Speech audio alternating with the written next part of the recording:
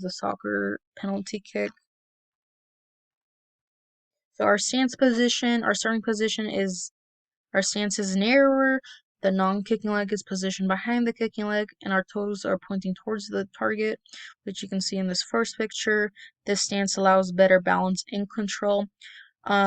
This will involve with hip flexion, hip abduction and adduction, hip external rotation, pelvic tilt, stabilization of the non-kicking leg, gluteal engagement, core engagement, and foot and ankle stabilization. Our muscles that are involved would be our quads, our hamstrings, our hip adductors and abductors, the gluteal muscles, our calf muscles, our ankle stabilizers, and our foot intrinsic muscles. Our actions now, so the concentric would be more with our hip flexors, our isometric would be with our hip abductors and adductors, hip external rotators, pelvic stabilizers, gluteal muscles, core muscles, foot and ankle stabilizers. So during the preparatory stage, the soccer player sets the ball on the line, waits for how and where to shoot in the goal, then backs up to give enough room to kick the ball with either leg.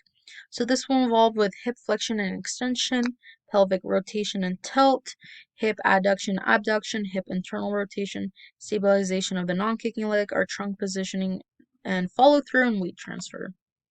So the muscles that are involved would be our hip flexors, our gluteal muscles, hip external rotators, hip adductors and abductors, our abdominals, calf muscles, erector spinae group, our ankle muscles, and our hamstrings. And our actions, our concentric would be with more of our quads, adductors and abductors, ankle muscles, gluteal muscles, and our hip flexors. Our eccentric would be more with our hamstrings, and then our isometric would be more with our trunk muscles, ankle muscles, calf muscles, and our abdominals as well. So during the movement stage, this phase of a penalty kick in soccer, the hip and pelvis undergo a series of dynamic motions to generate power and accuracy in the kick. So looking at these two pictures, the man is starting his position, starting to run at a certain direction, picking his either foot, and then he's going to put his power and weight onto the ball, kicking the ball at a certain direction.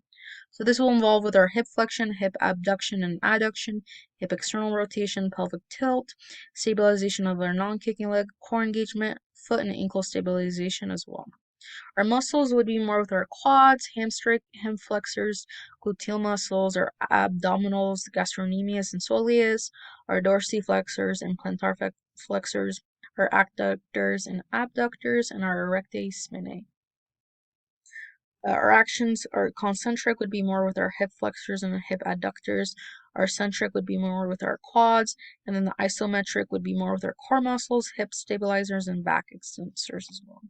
So the follow-through phase of a penalty kick in soccer involves a continuation of motion after the ball has been struck. This phase helps to control the body and maintain balance. This is going to involve with hip flexion, hip external rotation, pelvic tilt, hip abduction, hip extension, pelvic rotation, stabilization of the non-kicking leg, trunk positioning, and then a follow-through. So our muscles would be our quads, hamstrings, hip flexors, gluteal muscles, hip adductors, core muscles and abdominals, erector spinae group, foot intrinsic muscles, and calf muscles. Our centric would be more with our hamstrings. Our concentric would be with our quads, hip flexors, gluteal muscles, adductors and abductors, and ankle muscles. Our isometric would be more with our abdominals, calf muscles, trunk muscles, and ankle muscles. And that's my presentation.